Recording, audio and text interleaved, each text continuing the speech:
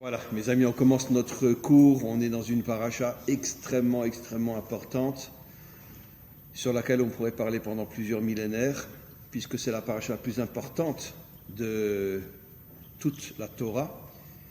Importante dans le sens négatif, puisque elle nous a coûté 2 destructions de temples et 4 exils.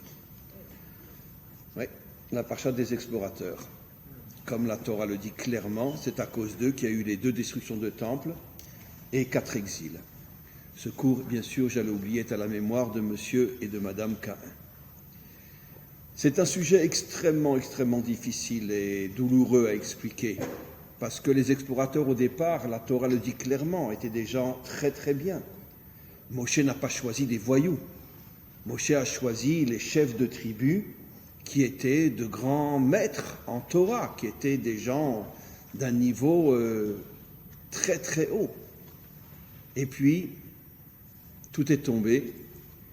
Et finalement, j'oserais presque dire, c'est pas moi qui le dis, mais j'ai du mal à le dire, c'est pas à cause du Erev Rav qu'on a eu 2 destructions de temples et 4 exils, c'est vrai, ils nous ont causé la faute du veau d'or, dont on va parler aussi, mais c'est pas marqué au sujet de la faute du veau d'or que ça a causé les 2 destructions de temples et 4 exils. C'est précisément des maîtres d'Israël qui ont amené 2 destructions de temples et 4 exils. Et regardez Rashi, il le dit explicitement. Au départ, quand Moshe les a choisis, c'était des grands dans la Torah.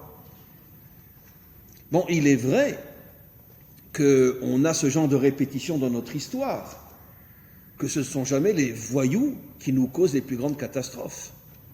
C'est précisément ceux qui, au départ, sont des gens très grands. On a dans notre histoire, dans le Nar, dans la Bible, quel a été celui qui a été lui aussi responsable, comme une chaîne bien sûr, mais de la destruction du premier temple et du schisme, Jéroboam. Jéroboam sur lequel la Torah, le Nar, la Bible dit clairement qu'il a été choisi pour régner sur les 10 tribus parce que c'était le plus grand de sa génération. Comment ? Non, Jéroboam. Oui, mais enfin, David n'a pas fauté comme Jéroboam, mais c'était une faute personnelle, il n'a jamais fauté à l'égard du peuple, attention, il y a une différence fondamentale. David a fait une faute personnelle, mais il n'a jamais fauté à l'égard de la nation d'Israël. Jéroboam a démoli Israël. C'est le schisme. Il a amené des veaux d'or, il a assassiné des milliers de personnes des milliers de familles qui voulaient se rendre au temple. Il est devenu une très grande crapule, alors qu'au départ c'était un très grand homme. Nos maîtres disent dans le Talmud qu'il ressemblait à un palmier au pied duquel poussait de l'herbe, c'est-à-dire que tous les maîtres de son époque étaient comme de l'herbe par rapport à lui qui était comme un palmier, tellement il était grand. Et nos maîtres disent Torato kesimla chadasha, que sa Torah était comme un habit neuf, sans aucune tache. Et comment qu'il a pu tomber à ce point ? C'est pas facile. C'est pas facile quand on a le courage d'essayer de comprendre la Torah avec authenticité et ne pas se cacher les yeux. On se rend compte que finalement, c'est souvent les plus grands qui deviennent les plus dangereux. Les voyous restent des voyous. Mais ce n'est pas eux qui sont vraiment la cause première de tout le mal qu'il y a dans le monde. C'est des gens qui, au départ, ont un potentiel très bien, et puis quelque chose se passe au moment où ils ont le pouvoir, au moment où ils ont, comme on va le voir avec les explorateurs. Jéroboam, jusqu'à ce qu'il prenne le pouvoir, était un homme extraordinaire. Il a pris le pouvoir, il est devenu fou. En Espagne, Abraham Senior est à l'origine du mariage entre Isabelle et Ferdinand qui a provoqué l'expulsion des Juifs d'Espagne. C'était le conseiller juif des rois. Oui, mais bien sûr. Et Torquemada, celui qui a poussé à l'Inquisition, était un juif converti au catholicisme. Et donc, bon, bref. Je vais commencer le cours d'aujourd'hui avec cette phrase de nos maîtres dans le Midrash Rabbah que j'ai déjà rapporté des milliers de fois. Nos maîtres disent qu'au moment de la délivrance finale, Hachem rassemble tous les tzadikim de toutes les générations et il leur dit Banai, asaktem betorati, aval lama lo asaktem bemalchuti. Mes enfants, pendant toutes les générations, vous vous êtes occupés de ma Torah. Mais pourquoi ne vous êtes-vous pas occupés de dévoiler ma malchoute dans ce monde? Et les commentaires expliquent que, comme je vais l'expliquer aujourd'hui, en parlant des explorateurs, que finalement la grande erreur de beaucoup de maîtres de Torah, et encore une fois, ne prenez pas mal ce que je dis, chas v'shalom, je ne parle pas de personne, je parle de l'idéologie, comme je vais le montrer dans quelques instants, c'est qu'on prend la Torah comme une finalité en soi. Ça veut dire, je mets les tefilines, je mange kasher, je fais Shabbat, voilà, je sers Dieu. Or, voilà que ce Midrash nous révèle que non, la Torah a été donnée pour dévoiler la royauté d'Hachem dans ce monde. La Torah n'est pas le but, la Torah est le moyen. Et c'est pour ça que Hachem dit à tous les tzadikim de toutes les générations, très bien, vous vous êtes occupés de ma Torah, mais qu'est-ce que vous avez fait pour me dévoiler comme roi de ce monde? Il a fallu attendre des millénaires jusqu'à ce que le Mashiach vienne. Enfin, un géant de la Torah qui comprend que la Torah n'est pas le but, mais le moyen. Et que je vous ai créé pour me dévoiler dans ce monde. Bon, c'est facile à comprendre. Pourquoi finalement on a tellement de mal, que ce soit les hommes de Torah ou, comme je l'ai déjà dit des milliers de fois, ou d'une manière générale, les hommes en général, pourquoi on a tellement de mal à dévoiler Hachem dans ce monde? Je l'ai déjà dit des milliers de fois, parce que pour dévoiler Hachem dans ce monde, il faut faire quoi? Il faut faire tomber tous les dictateurs, et tous les méchants, et toutes les puissances financières, politiques, économiques qui sont dans le monde, qui s'accaparent le monde pour eux. On a bien vu ce qui s'est passé il y a là récemment, avec celui qui s'est opposé à Poutine. Ils l'ont empoisonné, il est parti en Allemagne, il s'est fait soigner, il est revenu en Russie, on l'a mis en prison. Ça veut dire que, encore une fois, c'est très dur de s'attaquer au pouvoir de ce monde. C'est très dur. Il y a trop d'intérêts financiers, il y a trop d'intérêts de ego qui sont en jeu. Alors mettre des tefilines, c'est facile. Manger kasher, c'est facile. Faire Shabbat, c'est facile. Mais se battre contre tous les méchants de ce monde pour dévoiler que le vrai roi c'est Hachem, qui a le courage de le faire. Revenons aux explorateurs. Je l'ai déjà expliqué, il a fallu attendre Rabbi Shimon Bar Yochai pour dévoiler quelle est la véritable raison qui ont poussé les explorateurs à persuader Israël de ne pas rentrer en Eretz Israël. Alors il y a effectivement beaucoup de raisons qui sont données. Il y a au niveau de la vitrine de la Torah, j'appelle la vitrine parce que ce qu'on lit dans la Torah, ce n'est qu'un habit qui ne fait pas le moine et ni le rabbin. C'est-à-dire qu'en vérité, la Torah cache l'essentiel derrière les mots. Au niveau de la vitrine toraïque, quand on lit les versets, parce que ils ont eu peur des Cananéens, etc. Mais tout ça, c'est une véritable vitrine.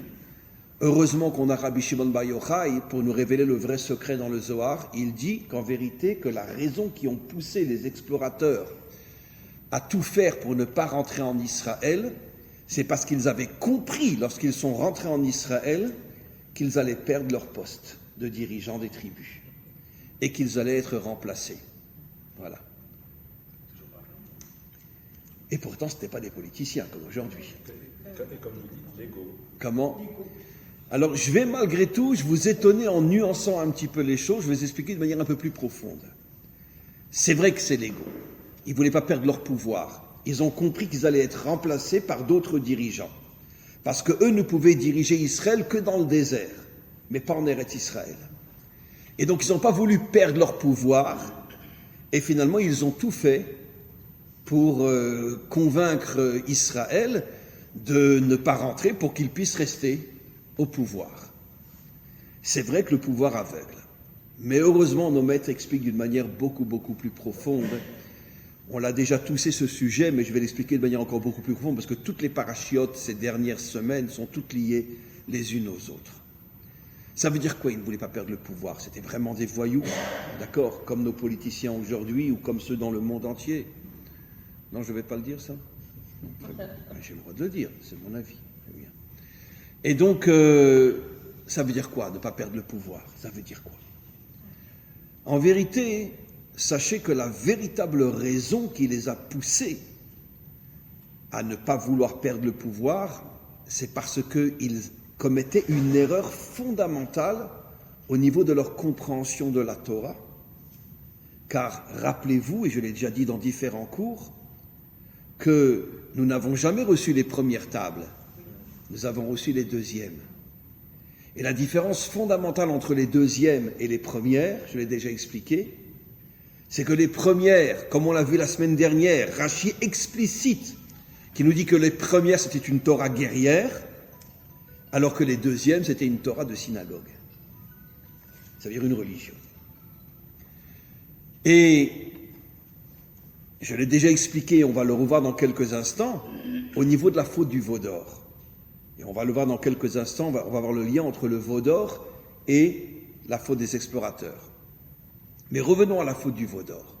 La question que tous les commentaires posent. Mais pourquoi le Erevra va demander à Aaron de participer à cette faute?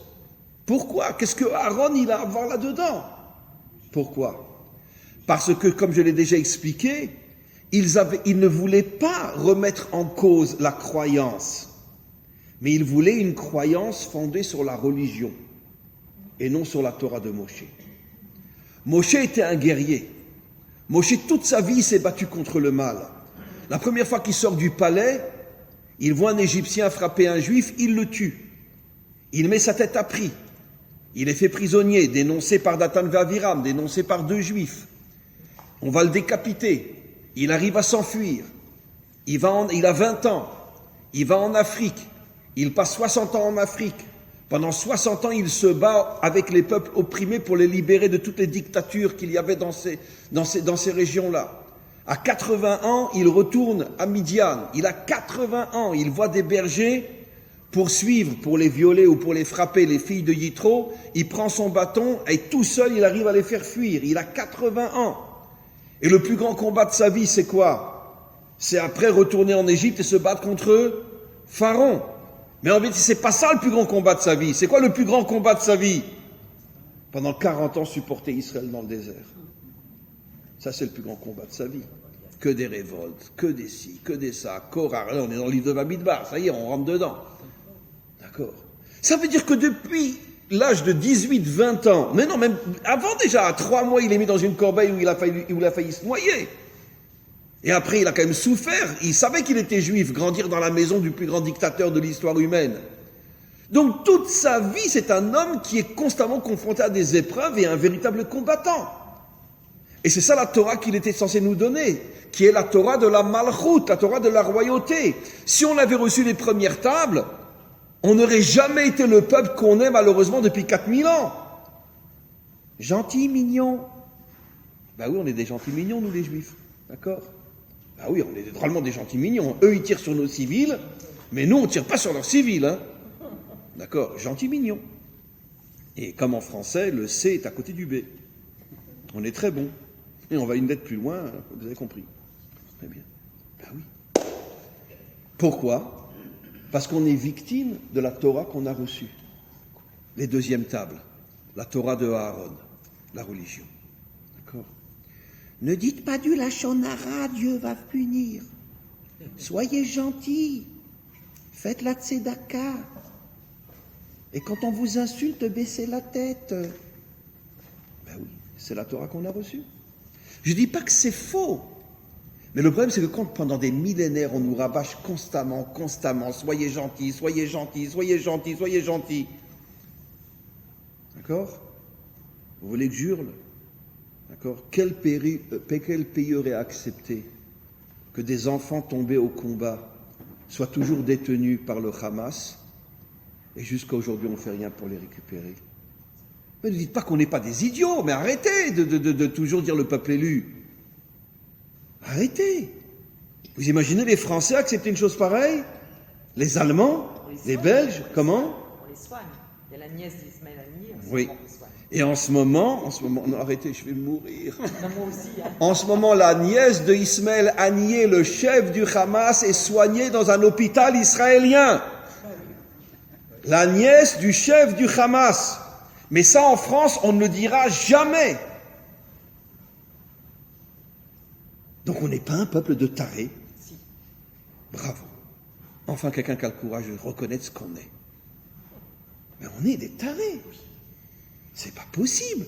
Mais vous imaginez la France soigner la nièce d'un terroriste qui place des bombes en France et qui envoie des missiles sur les civils et qui tue 2 enfants, un de 5 ans et un de 6 ans, sans compter tous les autres et toutes les maisons détruites et tous les blessés et tous les morts pendant le dernier conflit, dont 2 enfants, un de 5 ans et un de 6 ans, et on dit à la fille, la nièce du chef du Hamas, viens te faire soigner chez nous. Voilà. C'est pour ça que le Erevra voulait Aaron. Parce que Aaron, comment qu'il est appelé dans la Torah? C'est le modèle de tu aimeras ton prochain comme toi-même. La phrase qui endort tous les peuples. La phrase qui nous rend faibles.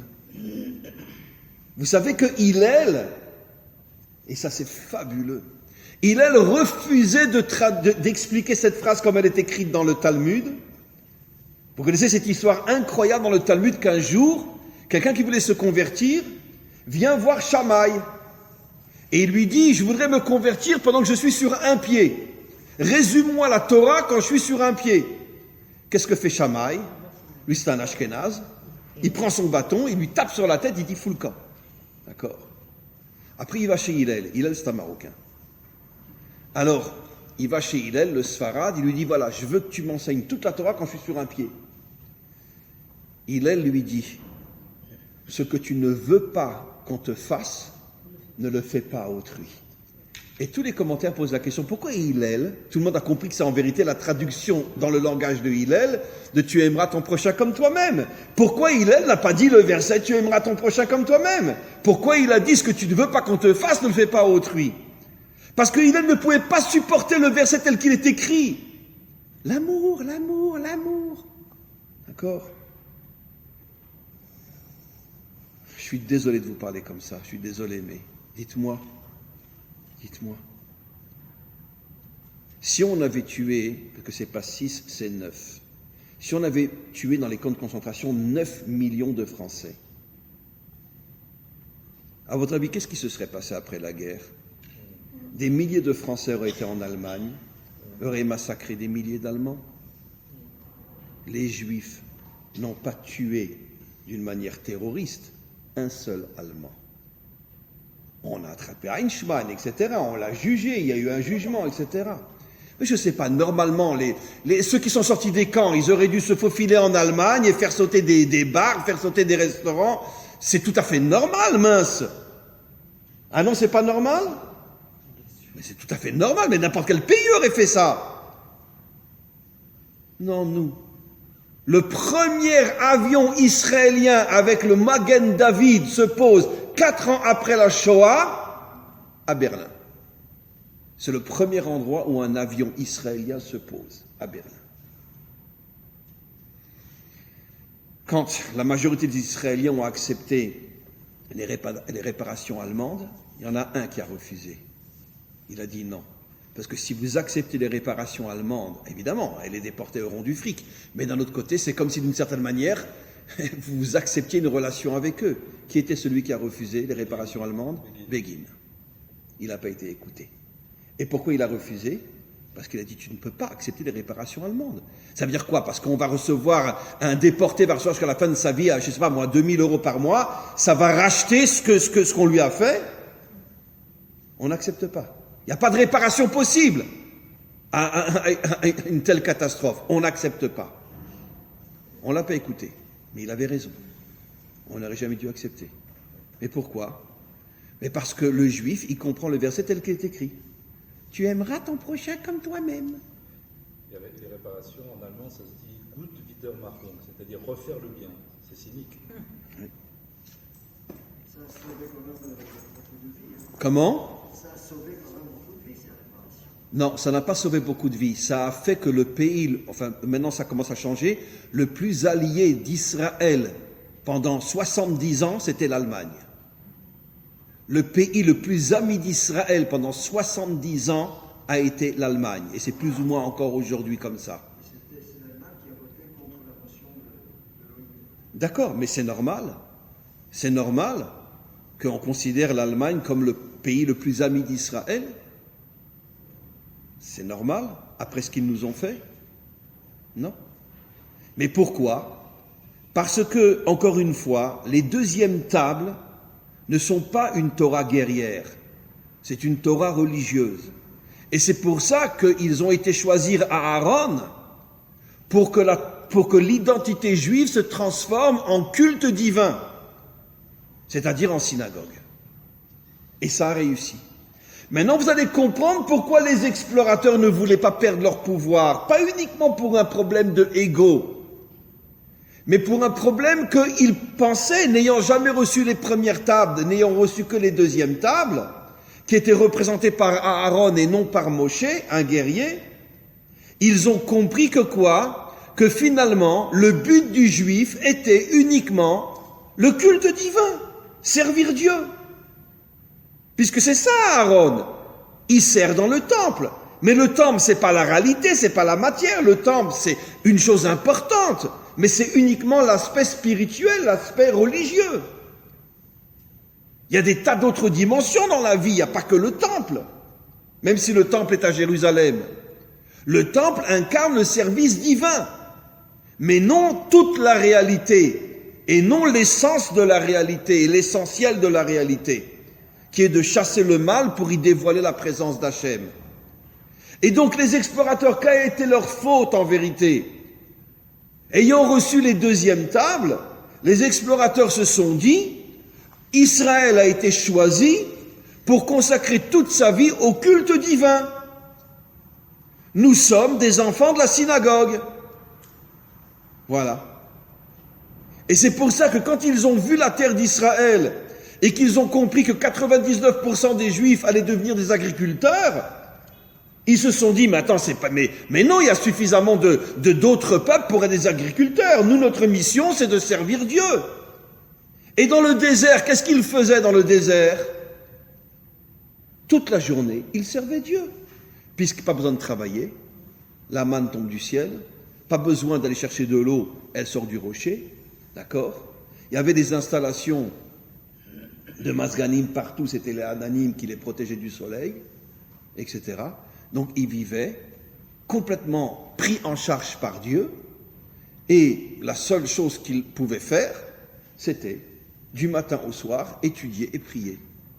Et comme ça a duré 1 an, jusqu'à ce que Hachem leur dise de rentrer en Israël, pendant 1 an ils se sont tellement habitués à concevoir que Israël était sorti d'Égypte uniquement pour le service divin, que quand ils ont vu la réalité, la terre d'Israël, et qu'ils ont compris qu'il va falloir maintenant remonter les manches, se mettre sur un tracteur et travailler, ils ont dit, mais non, ça c'est pas pour nous, il y a 70 peuples pour ça. Nous, on est les prêtres de Dieu. Et ils ont refusé de rentrer en Israël. Et qu'est-ce qu'ils ont causé? Auschwitz et Treblinka. Voilà. Eh oui. Parce que 4 exils, c'est aussi Auschwitz et Treblinka. Eh oui. Vous connaissez le livre du Rav Teichtel, Ema Banim Smecha? Eh bien, qu'est-ce qu'il dit? C'était un satmer, un antisioniste comme c'était pas possible. Un de ceux qui hurlaient toute la journée, ne vous alliez pas à ces racailles qui mangent pas kasher, qui font pas Shabbat, ils veulent vous ramener en Israël pour faire de vous des goy. D'accord? Un satmer c'était. Est arrivé la Shoah. La Shoah l'a tellement bouleversé qu'il a compris qu'il s'était trompé toute sa vie. Et il a écrit ce fameux livre, caché, sans livre, sans lien. À chaque fois, il écrit toutes les 2 lignes, il écrit « Si jamais j'ai fait des erreurs, ne m'en voulez pas, j'ai aucun livre pour voir mes références. » Il n'y a pas une référence qui est fausse. Sur un livre de 600 pages. Un génie, un géant de la Torah. Et tout son livre est écrit avec des larmes. Il pleure, il pleure, il pleure, il pleure. Mais comment j'ai pu me tromper? Comment j'ai pu ne pas comprendre qu'en vérité, même si effectivement, comme je l'ai toujours expliqué, ceux qui nous ramènent en Israël sont loin d'être des modèles du juif authentique, mais c'est Dieu qui se cache en eux pour cacher le retour d'Israël sur sa terre et cacher le processus de la délivrance. Comme je l'ai des milliers de fois expliqué, comment Hachem a caché la venue de Ruth, qui est appelée la mère de la royauté, un père qui couche avec ses filles. Comment Hachem a amené Péretz, le père de la royauté, un homme qui va avec une prostituée. Et pourquoi tu fais ça, Hachem? Mince! Tu ne peux pas le faire d'une manière normale, parce que Hachem sait qu'il faut cacher le processus de la délivrance. Parce que si le processus de la délivrance est trop visible, tout le monde va s'y opposer. Parce que dans le fond, personne ne veut le Mashiach. Tout le monde en parle, mais personne ne le veut. Pourquoi? Comment je vais faire du fric une fois qu'il sera là? Comment je vais faire? Donc on ne le veut pas. Il va faire de nous après des gens gentils, on n'a pas envie d'être gentils. Voilà. Donc on ne veut pas le Mashiach. C'est pour ça qu'il n'a même pas eu téléphone, il n'envoie même pas un SMS, rien, dire je suis là, je suis pas là, rien, c'est tout. On ne sait même pas où il est. Donc, on comprend ce qui se passe. Allez. Donc en vérité, pourquoi il a dit « tu ne feras pas à l'autre ce que tu ne veux pas qu'on te fasse » Parce qu'il ne voulait pas dire le verset tel qu'il est écrit. Il ne voulait pas prononcer le mot « amour » parce que le mot « amour » nous tue. Toute la civilisation occidentale est fondée sur l'amour. Love, love, love. On voit ce qu'elle est devenue, la civilisation occidentale, la plus tarée de toutes les civilisations qu'il y ait jamais eu sur Terre. La débauche, la chute, il n'y a plus rien, il n'y a plus de valeur, il n'y a plus rien. Pourquoi tu aimeras ton prochain comme toi-même? Hillel était un vrai maître d'Israël. Il a compris que cette phrase-là, dite telle qu'elle, elle est dangereuse. Il l'a transformée et il a dit « tu ne feras pas à l'autre ce que tu ne veux pas qu'on te fasse », sans parler d'amour. Cette phrase-là, je peux la comprendre. Ne fais pas à l'autre ce que tu ne veux pas qu'on te fasse, ça je peux comprendre. Mais tu aimeras ton prochain comme toi-même, il a refusé de le dire. L'autre, qui était sur son pied, quand il a entendu cette phrase et qu'il a compris la sagesse de Hillel, qui avait eu le courage de transformer un verset de Dieu pour l'expliquer d'une autre manière, il a dit maintenant je me mets sur mes deux jambes, j'ai tout mon temps, je me convertis. Parce qu'il a compris que les maîtres d'Israël savaient lire la vraie Torah et ne restaient pas coincés dans la vitrine. Et c'est comme ça qu'après il est devenu un très grand élève de Hillel. Donc, qu'est-ce qui s'est passé encore une fois avec les explorateurs? Les explorateurs ont fait l'erreur qui nous accompagne depuis des millénaires, de croire que la Torah c'est un but en soi et de ne pas comprendre que Hachem nous a choisis pour être des guerriers qui se battent contre le mal. Et donc, bien sûr qu'il y avait de l'ego aussi, il y avait ce problème-là. Et c'est ce que le Rav Tertel a compris. Quand est arrivé la Shoah, il a eu une sorte de roi à Kodesh. Il a compris qu'en vérité que tout ce qui nous arrive, c'est parce que Israël a refusé de participer à ce mouvement de retour sur sa terre. Et que 90% des Juifs qui s'opposaient à ça. Finalement, c'était que les laïcs qui acceptaient le mouvement. Mais comme une grande majorité était encore plus ou moins religieux à cette époque-là, ils ont tous refusé. Et finalement, il s'est caché dans un grenier. Jusqu'en 1944. En 1944, il a été dénoncé. Il est parti à Auschwitz. Et comme j'ai déjà expliqué, il a survécu à Auschwitz plusieurs mois. Et après, il est rentré dans la marche de la mort. Quand ils ont évacué Auschwitz, quand les Russes commençaient à venir. Et pendant la marche de la mort, il est intervenu pour protéger un ami à lui qu'un nazi voulait tuer parce qu'il ne marchait pas suffisamment vite. Et le nazi a tiré une balle sur son ami, il a sorti un couteau et il lui a arraché les deux yeux. Et il est mort comme ça. Et ils l'ont laissé crever sur le sol, et c'est comme ça qu'il est mort. Personne ne savait qu'il avait écrit un livre de 600 pages quand il était caché dans le grenier. Et à la fin de la guerre, quand les propriétaires du grenier, c'est pas eux qui l'ont dénoncé, ce sont des voisins, c'était des Hongrois non-juifs qui l'ont protégé, qui l'ont sauvé. Enfin, sauvé en grande partie. Après, ils sont rentrés dans le grenier, ils ont vu qu'il y avait une planche qui était un petit peu branlante, ils l'ont soulevée, ils ont vu 600 pages, et c'est comme ça que le livre El Mabanim Smecha est sorti, grâce à ces non-juifs qu'ils auraient pu le jeter à la poubelle, et aujourd'hui ce livre-là nous accompagne et nous montre à quel point même un Satmer a compris son erreur. Et donc, maintenant on va aller plus loin, mes amis. Le mot Meraglim, des explorateurs, qui vient du mot Regel. Regardez. Vous voyez le mot Meraglim, Mem, Resh, Gimel, Lamed, Yud, Mem. Il y a le mot Regel dedans, qui est au milieu du mot Maïm. Mem, Yud, Mem, Meraglim, et le mot Regel. Quand on a les pieds dans l'eau, parce que le Regel, il est dans Maïm, le mot Meraglim fait allusion aux pieds qui sont dans l'eau. Quand on a les pieds dans l'eau, on voit les pieds? Non, puisque les pieds sont dans l'eau. Dites-moi, l'eau, nos maîtres expliquent, c'est quoi l'eau? En Maïm est la Torah. L'eau fait allusion à la Torah. Et les pieds font allusion à quoi dans toute la Torah de nos maîtres? À la Malchut. Comme il est dit, en ce jour, il posera ses pieds sur le Har Azetim. C'est-à-dire que la Malchut se dévoilera sur le mont des Oliviers. Comme on le sait d'après notre tradition, avec l'olive, on fait l'huile, et l'huile est comparée à la Chokhma. Il y aura une union, le Mashiach va faire l'union entre la sagesse de la Torah et la Malchut. Il va enfin réunir la pensée et l'action. C'est pour ça que ses pieds se poseront sur le Har Azetim. Le Mashiach sera le premier maître d'Israël. Pas le premier, il y en a eu d'autres avec lui, il y a eu Rabbi Akiva, mais le premier qui va aller jusqu'au bout, à unir la sagesse avec l'action. Les pieds et l'huile. Et donc, nos maîtres expliquent que le pied fait allusion à la royauté, c'est-à-dire le dévoilement de la royauté d'Hachem. Pourquoi? Parce que seulement ceux qui s'occupent de dévoiler Hachem dans ce monde font avancer le monde. Le pied nous permet de marcher. Et comment s'appellent les fêtes en hébreu? Régalim, les pieds. Quel drôle de nom pour dire une fête. Parce que les trois fêtes dévoilent la royauté d'Hachem dans ce monde. Et c'est pour ça qu'on les appelle les pieds. Et pourquoi les explorateurs sont appelés les Meraglim? Parce que eux, ils ont noyé la Malchut dans la Torah. Ils ont refusé de dévoiler la Malchut. Ils ont voilé la Malchut dans la Torah. C'est-à-dire, comme le pied qui est dans l'eau, on ne voit plus le pied.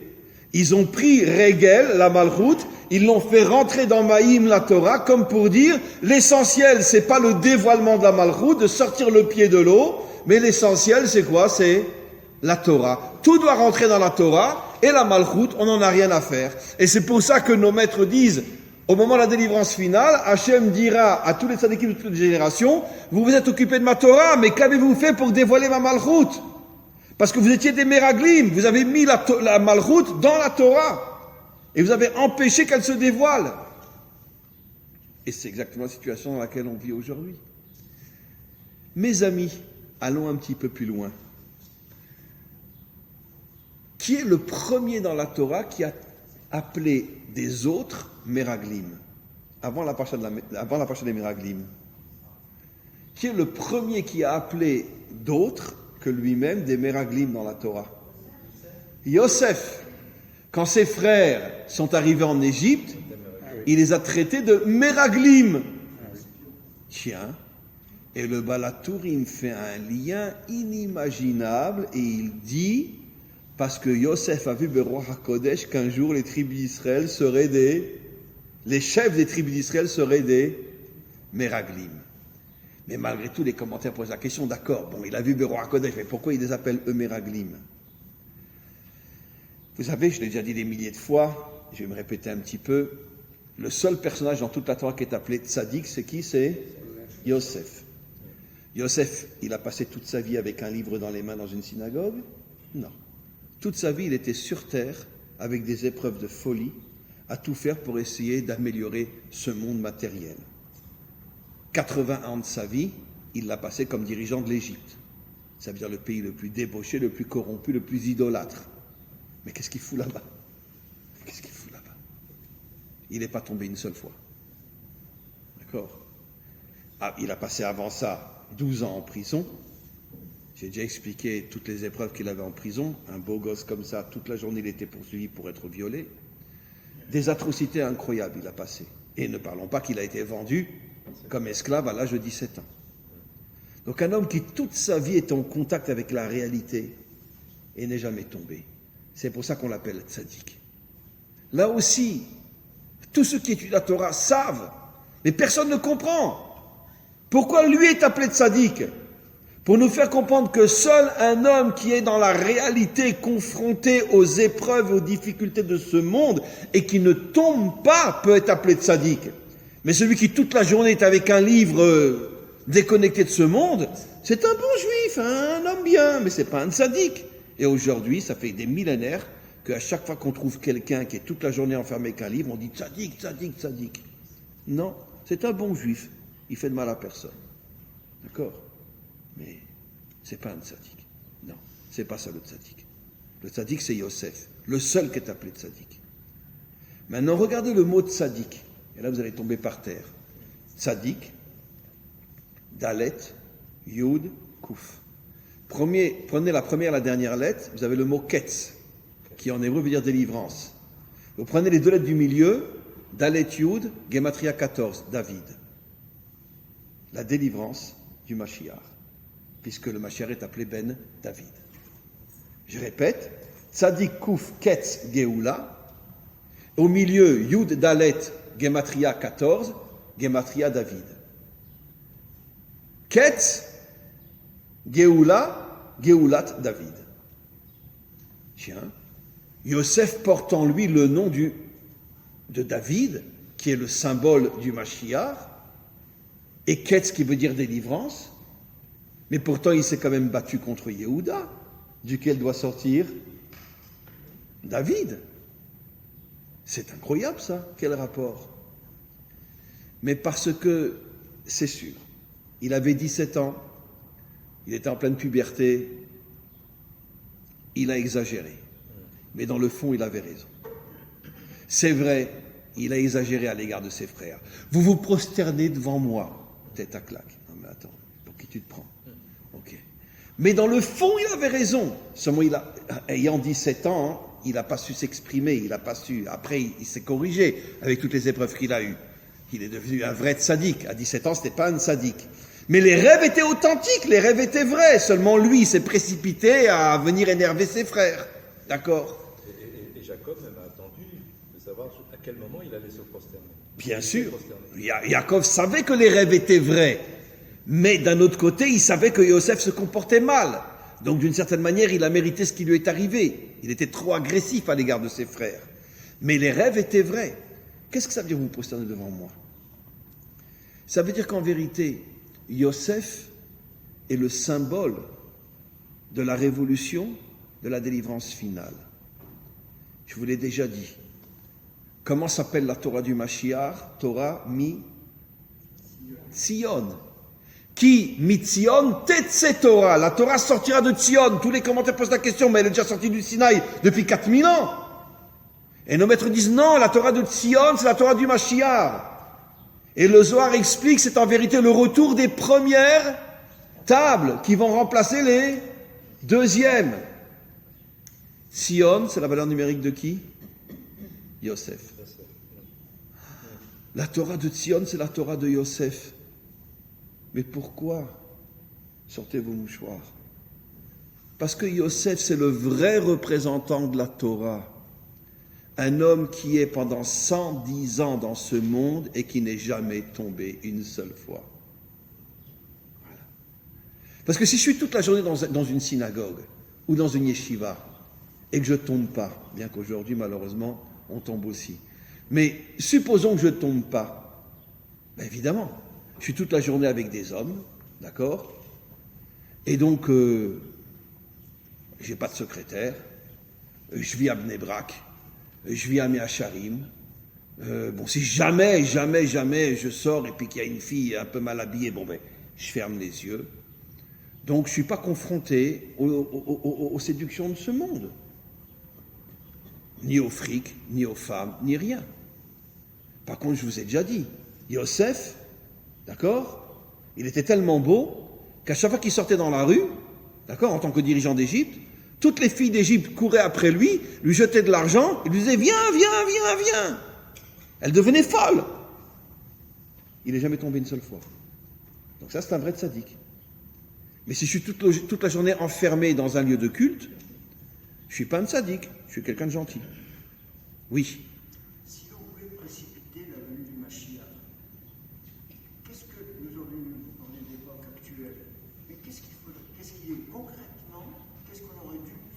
Eh bien, je vais vous répondre. De ceux qui passent leur vie à la Yeshiva, il y en a d'autres quand même qui se battent.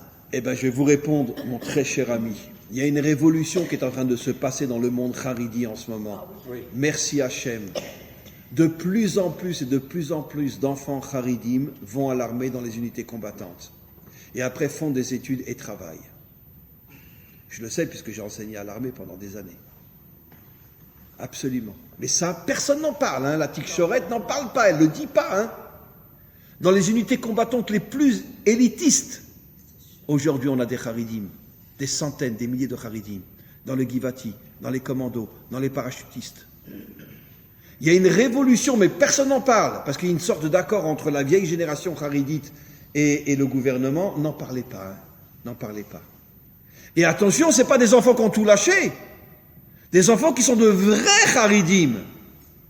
Dès qu'ils ont un moment, ils sortent un livre et ils étudient, mais qui sont dans des unités d'élite, combattantes.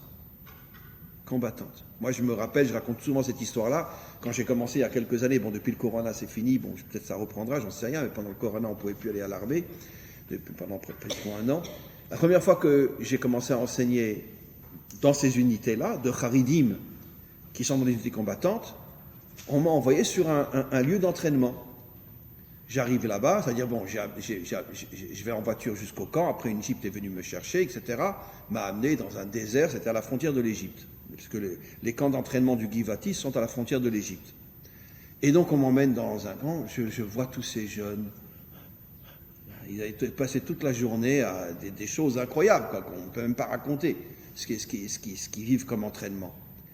Et puis, ils s'écroulent par terre, et puis j'en vois plusieurs qui sortent un livre de Teilim, ou un Tanya, ou un Likutei Moharam, en miniature comme ça, et qui se mettent à étudier. Je vous garantis, de ma bouche à Hachem, j'ai pleuré comme une fontaine. J'ai pleuré, j'arrivais pas à m'arrêter. J'arrivais pas, et puis je m'approchais d'eux, ils m'ont vu avec mes larmes, ils m'ont dit « Rav, qu'est-ce qui vous arrive, pourquoi vous pleurez ?» Je leur ai dit « Je ne pouvais pas croire ça. » Après, vous êtes tout noir de poussière, vous avez du sable partout, vous êtes... Et on vous donne 10 minutes de repos, et vous sortez un livre pour étudier. Je dis, mais vous êtes l'armée du roi David. Vous êtes l'armée de la délivrance. Et il y en a des milliers comme ça aujourd'hui. Avant, il y a toujours les Datim Léoumim. Eux aussi. J'ai enseigné aussi de nombreuses fois aussi. Chez eux aussi. Donc, il faut savoir, mes amis, je voulais que je vous dise quelque chose. Dans 10 ans, et peut-être moins, 99% des soldats d'Israël auront une kippa sur la tête. Parce que les chilonim s'engagent de moins en moins, et les datiim et les charidim de plus en plus. Voilà. Les charidim, c'est inimaginable. Inimaginable. Et encore une fois, ce ne sont pas des enfants qui sont tombés. D'accord ? Et vous savez, parmi les charidim, ceux qui s'engagent le plus à l'armée, les Chabad. Alors eux, ils continuent officiers, etc. Et alors, j'ai vu quand arrivait le moment de la prière de Minra, j'allais toujours dans l'après-midi, d'accord ? Alors, même quand on était dans le désert, quoi, dans les lieux d'entraînement, alors ils avaient un sac comme ça, un petit sac comme ça, et puis je vois, ils sortent leur chapeau. Ils enlèvent leur casque, et ils mettent leur chapeau sur la tête, pour prier. C'est la deuxième fois que j'ai pleuré aussi. J'ai dit, c'est pas possible. J'arrivais pas à me retenir.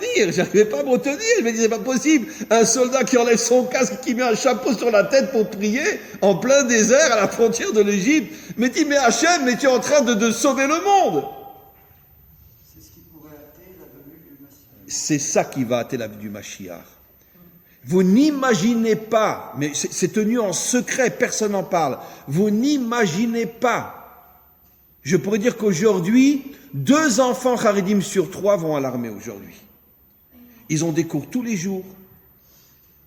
Le Shabbat, il y a des rabbanim qui viennent pour passer Shabbat avec eux, etc. Des choses absolument folles qui se passent. Oui. Pardon, il y a des sociétés commerciales, elles emploient des dames chassidim et elles leur donnent un petit bureau à elles seules. Et mes enfants, ils font ça. Absolument. Et c'est des femmes, ils m'ont dit, elles sont très fortes, on les paye comme les autres. Et dans la high-tech surtout. Parce qu'il y en a beaucoup qui profitent, qui les payent moins. Oui. Il Et y a elles ont énormément. un petit bureau à elles, entre elles, donc elles sont isolées dans leur petite cabine, quoi, et elles travaillent. Je suis 100% d'accord avec vous. Il faut savoir aujourd'hui le C'est ça qui est pourcentage de femmes religieuses qui travaillent dans la high-tech en Israël, Dans la c'est high-tech. inimaginable. Inimaginable. Dans les grosses sociétés de high-tech. C'est-à-dire ce qu'il faut savoir, c'est que vous avez posé la question parce que vous ne le savez pas vraiment, parce que personne n'en parle. Mais sachez qu'il y a une révolution dans ce pays qui est en train de se passer, que de plus en plus d'enfants religieux comprennent qu'ils ne peuvent pas passer toute leur vie avec un livre. Et encore une fois, ils ne laissent pas tomber la Torah, mais ils s'ouvrent vers le monde. Ils font l'armée, après ils font des études, et ils apprennent un métier. Et tout en continuant à être Shomer Torah et Mitzvot, mais ils s'ouvrent vers le monde. Et ça, c'est la reconstruction de l'identité juive authentique. Vous savez, mon ami, que dans l'armée du roi David, disent nos maîtres dans le Talmud, quand quelqu'un voulait rentrer dans l'armée du roi David, on faisait une enquête sur lui. Quelle était l'enquête? Est-ce qu'il va 3 fois par jour prier à la synagogue? Combien d'heures il étudie la Torah? S'il fait toutes les mitzvot? Et seulement à ce moment-là, on l'engageait. L'extrême absolu contraire de ce qui existait en Israël jusqu'à cette révolution du monde religieux qui commence à s'engager. Vous savez que nos maîtres nous disent que si on prenait même un officier à l'époque du roi David, parler pendant la prière, on le foutait dehors de l'armée. Parler pendant la prière. Tellement on n'acceptait que des gens d'un niveau spirituel très très haut. Alors je pose une question idiote, mais s'ils sont d'un niveau spirituel très très haut, alors qu'est-ce qu'ils font dans l'armée? Parce que c'est ça l'homme authentique. La puissance de l'âme alliée à la puissance du corps. Oui, la Torah c'est pour vivre, c'est pas le contraire. Mais bien sûr. C'est pour ça que la Torah s'appelle Torah Chaim. Et c'est quoi la vie? C'est l'union entre le corps et l'âme. C'est quoi la mort? C'est la séparation entre le corps et l'âme. Bravo de ce que vous avez dit. Torah Chaim, ça veut dire que tu n'es un homme de Torah authentique que si tu as à la fois la puissance du corps et la puissance. Voilà. Je raconte juste une petite histoire, après encore 10 minutes. J'ai déjà raconté cette histoire-là, mais j'ai eu le bonheur et le mérite de connaître le père du Rav Chaim Kanievski, le Stipler. Quand j'étais à l'Yeshiva à Bnei Brak, il y a 40 ans, je l'ai connu. Et donc, le père du Rav Chaim Kanievski. Et donc, un jour, on était comme ça, un groupe d'élèves, chez lui, et il nous a raconté une histoire absolument fabuleuse. Lui, il est né en Russie, il vivait en Russie, et un jour, ça se faisait constamment, c'est ce qu'on appelle les cantonistes. Les soldats russes rentraient dans les villages juifs, et ils prenaient de force les juifs pour les enrôler dans l'armée, dans le but de les assimiler complètement, et puis bon, là, 99% ne sont jamais revenus. Après, ils se sont mariés avec des Russes, des non-juifs, et puis ils ont tout lâché. Parce que je crois que c'était 20 ou 30 ans qu'on les mettait à l'armée. Voilà, les cantonistes, on les appelait. C'était dans le but de détruire le peuple juif. Et lui, il s'est fait choper comme ça aussi. Mais lui, c'était le Stipler. Même à 18 ans, il était déjà un Talmid Chacham. Et donc, on le met de force dans la caserne, en plein hiver, en Sibérie. Combien il fait dehors? Moins 70, presque. Avec le vent, moins 70, c'est sûr. Très bien. Et donc, on l'appelle un Shabbat pour monter la garde. Monter la garde, il va rester pendant 2 heures dans le froid le plus terrible pour monter la garde. Et qu'est-ce qu'il y avait? Il y avait une grande, comment on dit parvet, un manteau de fourrure énorme, d'accord, que chaque gardien mettait sur lui pendant bon, il faisait froid quand même, mais pendant son temps de garde. Lui, il sort avec ses habits comme ça, tout gelés, etc. C'est en plein Shabbat. Et il voit le manteau accroché à une branche d'arbre. Là, vous avez le droit de dire que les Juifs sont tarés. Mais il y a une halakha qui nous dit qu'on n'a pas le droit de décrocher quelque chose, le Shabbat, qui est accroché à une branche d'arbre. De peur de quoi? De peur de casser la branche. Et si tu casses la branche, c'est un Issur Torah. Donc les Chachamim, c'est pas une loi de la Torah. C'est une loi des maîtres d'Israël. Tu ne décroches pas de la branche, de peur de la casser, et là tu fais un Issur Torah. Voilà. Alors, lui, il voit ça, et c'est lui qui nous raconte cette histoire, le Stipler. Et il voit ça, il dit, bon, moi, de toute façon, puis quoi, les fèches, comme vous avez dit, je vais mourir, je ne pourrai pas tenir, donc c'est sûr que j'ai le droit de le prendre, même de casser la branche, puisque c'est pour ma vie. Il s'approche de la fourrure, et puis il se dit, bon, mais 1 minute, tu peux quand même tenir. 1 minute encore, tu peux tenir, sans prendre la fourrure. Et au bout d'1 minute, il s'est dit, bon, allez, tiens encore quelques secondes. Et puis il a tenu pendant 2 heures, sans prendre le truc. Je l'ai entendu de sa bouche, hein, et c'est pas un menteur. Vous pouvez être sûr que le Steipler, c'est pas un menteur. Il a tenu 2 heures dans un petit habit de soldat, en Sibérie, en plein hiver, sans décrocher. À chaque fois, il disait, bon, encore quelques secondes, encore quelques secondes, encore quelques secondes, et finalement, il a tenu 2 heures. D'accord? Alors, ça, mais je vais vous dire ce qu'il nous a dit après. J'allais dire, ça c'est vraiment le modèle de la Torah. Et vous savez ce qu'il nous a raconté après? Alors, il a baissé la tête, parce que bon, il était très très humble, un vrai maître. Il a dit, bon, tout le monde dit que je suis devenu quelqu'un de très très très grand dans la Torah. Mais vous savez ce qu'il nous a dit? Il a dit, moi je sais que c'est parce que j'ai tenu cette épreuve que je suis devenu ce que je suis devenu. Il n'a pas dit parce que j'étudie 23 heures sur 24, parce que je prie 23 heures sur 24, parce que j'ai tenu cette épreuve, c'est ce qui a fait de moi ce que je suis devenu. Il a compris que la racine de sa grandeur, c'était justement une action, une épreuve qu'il a tenue et qui après lui a ouvert toutes les portes de la Torah. Il est devenu l'un des plus grands maîtres de notre génération, comme on le sait.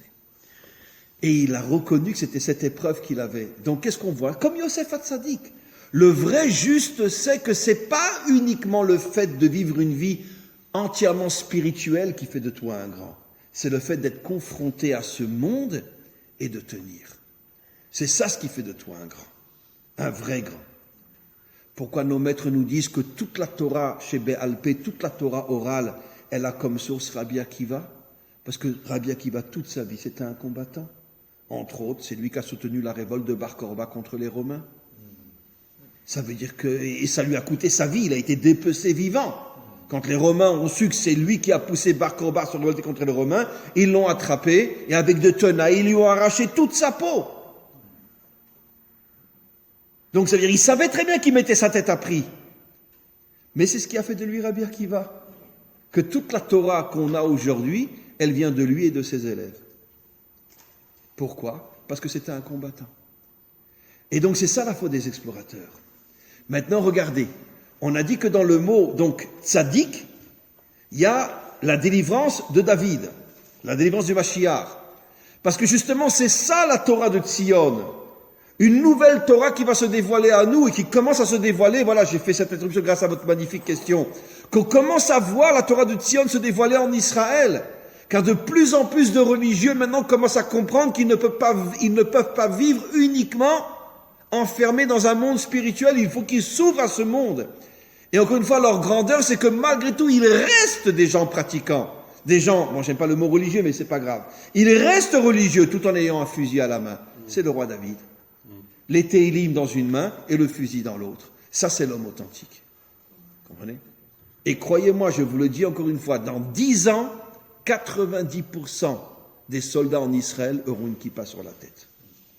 Et là, ça sera vraiment la dernière phase avant la délivrance. Parce que c'est ce que Hachem attend de nous.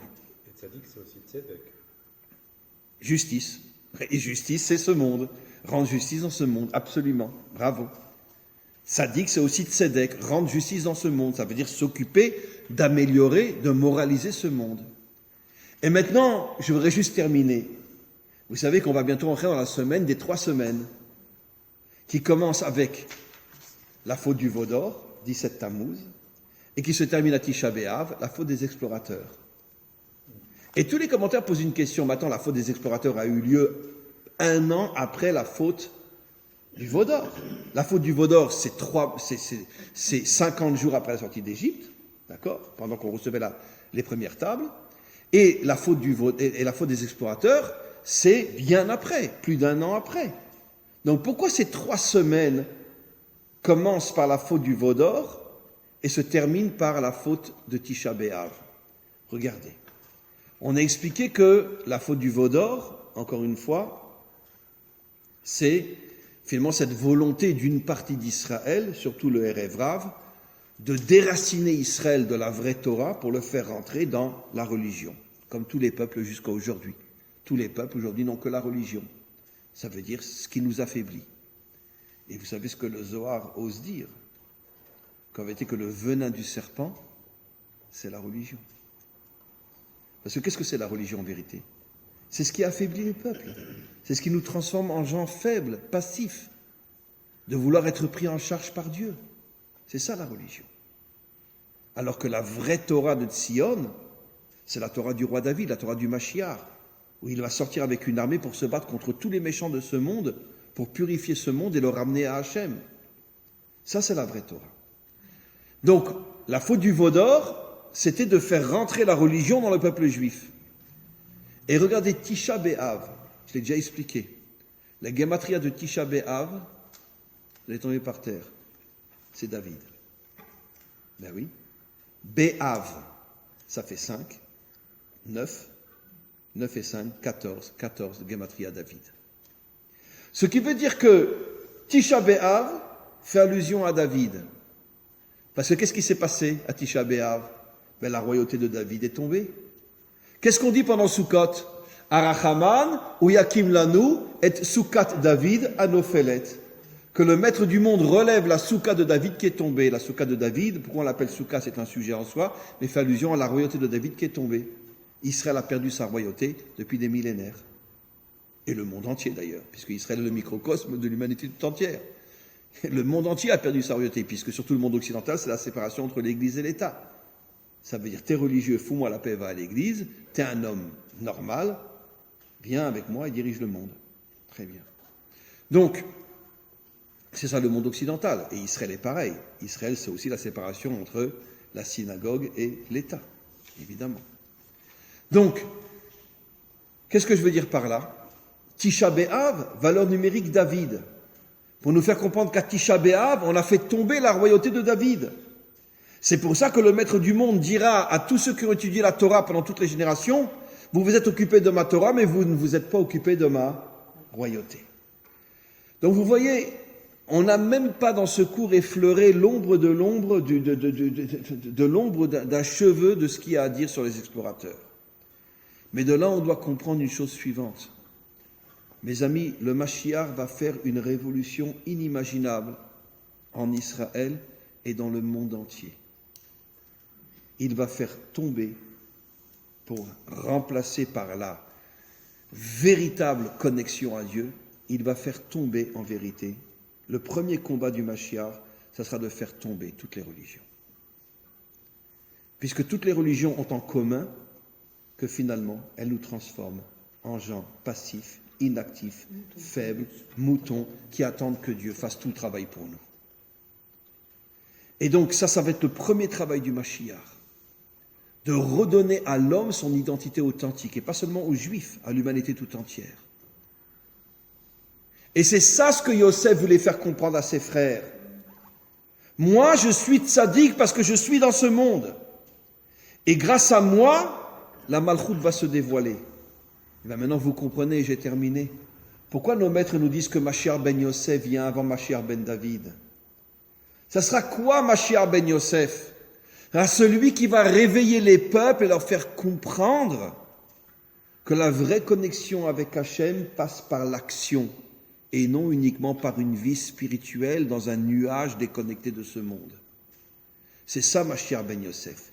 Et quand il va réussir à réveiller non seulement Israël, mais à réveiller les peuples, à ce moment-là, va venir Mashiach ben David, les pieds vont sortir de l'eau, Meraglim, la royauté va se dévoiler, et à ce moment-là, Ve'aya Hashem, les Melech al kol haaretz, Hashem sera roi sur toute la terre. Oui.